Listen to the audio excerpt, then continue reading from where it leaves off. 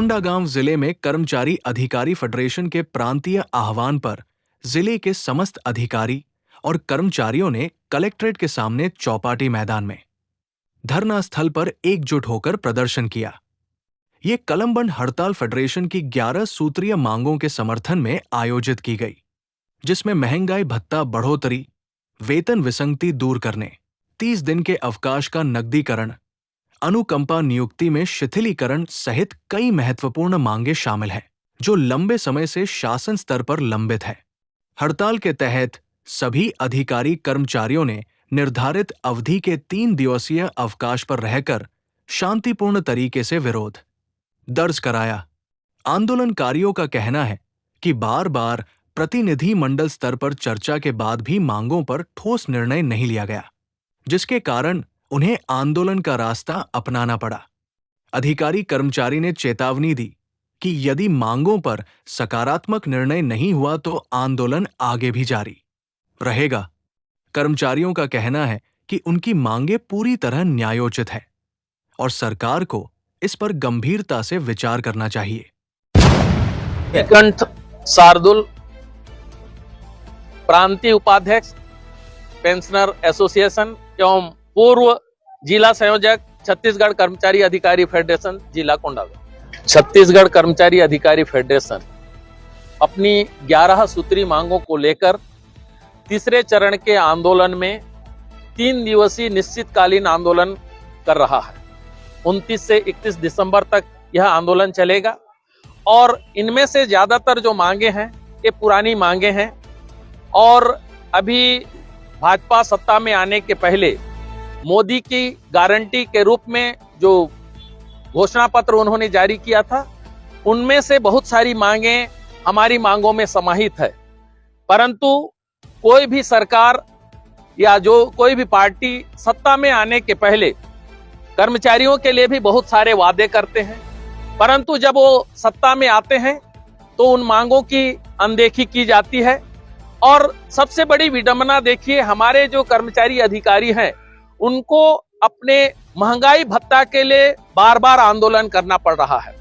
जब से भूपेश जी की सरकार थी, जुलाई 19 से उन्होंने देय तिथि से महंगाई भत्ता को नहीं दिया और वो परंपरा आज भी बनी हुई है।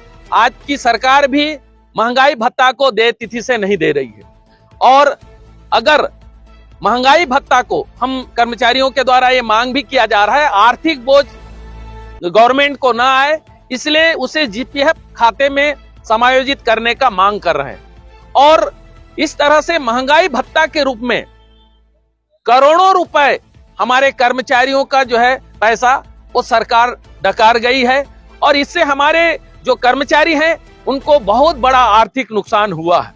और महंगाई भत्ता की इस मांग को मोदी की गारंटी में शामिल किया गया था। इसके अलावा जो है सभी जो हमारे कर्मचारी हैं, चाहे वो लिपिक हों, चाहे वो शिक्षक हों, चाहे वो पशु चिकित्सा विभाग में काम करने वाले कर्मचारी हों, स्वास्थ्य विभाग के कर्मचारी हों, सबकी वेतन में विसंगतियां हैं और उन विसंगतियों को भी दूर करने की बात जो है घोषणा पत्र में की गई थी, लेकिन आज पर्यंत जो है उसको पूरा नहीं किया जा रहा है। इसी तरह से 4 स्तरीय पदोन्नत वेतनमान देने की भी बात कही गई है, उसे भी पूरा नहीं किया जा रहा है।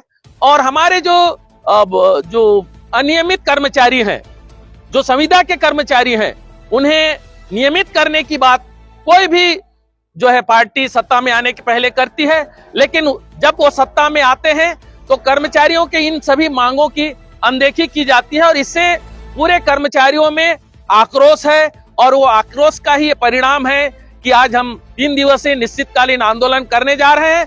अगर इसके बाद भी हमारी मांगे पूरी नहीं होगी तो जो है कर्मचारी अधिकारी फेडरेशन अनिश्चितकालीन आंदोलन करने के लिए बाध्य होगा और जिसकी संपूर्ण जवाबदारी शासन प्रशासन की होगी।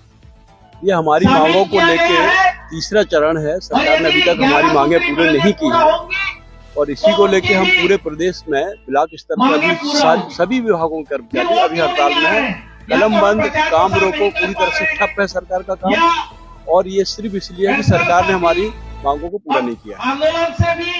इसके आगे आप लोगों की क्या रणनीति होगी 3 दिन के बाद? इसके बाद हम उम्मीद करते हैं कि ये मांगे इस हड़ताल में पूरी हो जाएंगी, लेकिन इसके बाद भी पूरा नहीं होती है तो उग्र आंदोलन होगा, सारा काम रोक दिया जाएगा सरकार का, और किसी भी हालत में हम अपनी मांगों को पूरा करा के ही मानेंगे। आज हम लोग छत्तीसगढ़ राज्य में